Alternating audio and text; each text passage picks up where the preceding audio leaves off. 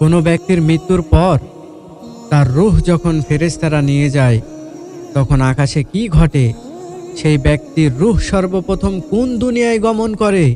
এই বিষয়ে হযরত মুহাম্মদ সাল্লাল্লাহু আলাইহি ওয়াসাল্লাম বলেছেন, যখন একজন ব্যক্তির মৃত্যুর সময় ঘনিয়ে আসে, তখন জান্নাত থেকে ফেরেশতারা নেমে আসেন।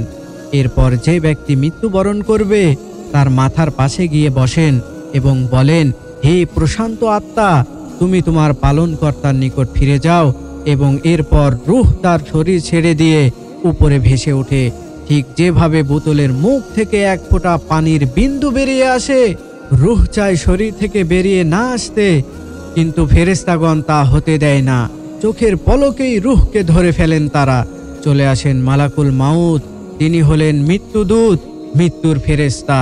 কাউকে বা কিছুকেই ভয় পান না তারা, যাতে করে রূহ কোনোভাবেই মাটিতে পতিত না হয় বা অন্য কিছু না হয়। অতঃপর সেই রূহটি নিয়ে তারা জান্নাতের দিকে চলে যায়। যে কোনো মুমিন বান্দার রূহ নিয়ে যাওয়ার সময় ফেরেশতাগণ অবাক হন, কি সুন্দর আত্মা, কি সুন্দর আত্মা। তারা বলেন, এত সুন্দর, এত সুন্দর। তারা সেই রূহটি নিয়ে যখন জান্নাতে প্রবেশ করতে যাবে, তখন বলবে, দরজাটি খোলা হোক। এরপর দরজা খুলে যাবে এবং সেই রূহটিকে স্বাগতম জানাবে। জান্নাতে প্রবেশ করতে করতে আল্লাহ তাআলা বলবেন, আমার এই বান্দার সমস্ত ইতিহাস জান্নাতের সর্বস্তরে লিখে ফেলো। এরপর তাকে পুনরায় পৃথিবীতে পাঠিয়ে দাও। পৃথিবী থেকে তাকে পুনরুত্থান করব আমি। এরপর আত্মা পুনরায় শরীরে প্রবেশ করে এবং দেহটিকে কবরে শায়িত করা হবে।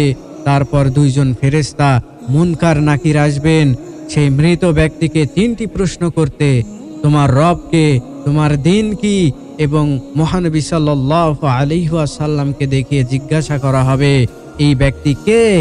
একজন ব্যক্তির সাথে এই প্রশ্নের উত্তর আদান প্রদানের সময়টি বেশ দারুণ হবে। তবে একজন অবিশ্বাসী বান্দা, যার ঈমান শক্ত ছিল না, তার মৃত্যু কিভাবে হবে, তার আত্মার সাথে কি করা হবে, সেই ব্যাপারেও প্রিয় নবী মুহাম্মদুর রাসূলুল্লাহ সাল্লাল্লাহু আলাইহি ওয়াসাল্লাম বলেছেন, এই ধরনের ব্যক্তির মৃত্যুর সুখকর হবে না। সবচেয়ে গুরুত্বপূর্ণ বিষয় হলো, তাদের রূহকে যখন মৃত্যুর পর বেহেশতে নিয়ে যাওয়া হবে, তখন তাদেরকে চেনা যাবে সবচেয়ে ঘৃণিত আত্মা হিসাবে। সেখান থেকে পূর্বের রূহগুলো বলবে, এগুলো কেমন বেমানান আত্মা, এ কেমন বিচ্ছিরি জিনিস আনা হয়েছে, এ কেমন নোংরা জিনিস আনা হলো। তারা বলবে, যত বিচ্ছির নাম আছে সেগুলো তারা সমর্থন করবে। এই লোকগুলোকে যখন প্রথম বেহেশতে নিয়ে যাওয়ার জন্য দরজা খুলতে বলা হবে, তখন তারা খুলবে না। এতে করে জান্নাতের দরজা তাদের জন্য খোলা হবে না, তাই তারা জান্নাতে প্রবেশ করতে পারবে না। যতদিন না একটি উট একটি সুঁয়ে ছিদ্র দিয়ে প্রবেশ করতে পারবে, আর তা কখনোই সম্ভব নয়। এরপর আল্লাহ তাআলা বলবেন, তার নাম জাহান্নামের সর্বনিম্ন স্তরে লিপিবদ্ধ করা হোক, সেখানে তাদের নিক্ষেপ করা হোক এবং তাদেরকে পুনরায় পৃথিবীতে আনা হবে। এবং অদ্ভুত আকারের দুইজন ফেরেশতাগণ আসবেন, তাদের নাম হবে মুনকার নাকির। তারা তিনটি প্রশ্ন কবরে করবে, তোমার রব কে, তোমার দিন কি, তোমার নবী কে।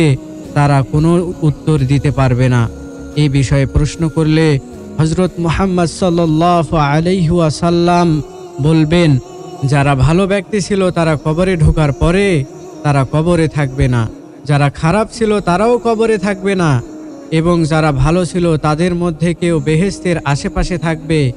এ বিষয়ে আরও বিস্তারিতভাবে তিনি বলেন, তিনি একটি স্বপ্ন দেখেছিলেন। সেখানে তিনি দেখেন, যারা কাফির ছিল তাদেরকে অনেক ভয়ঙ্কর ভয়ঙ্কর শাস্তি দেওয়া হয়। নামাজ পড়ে না, আগুনে পোড়ানো হয়, জাহান্নামে ঢুকিয়ে শাস্তি দেওয়া হয়। এই সব হবে কবরে থাকাকাল।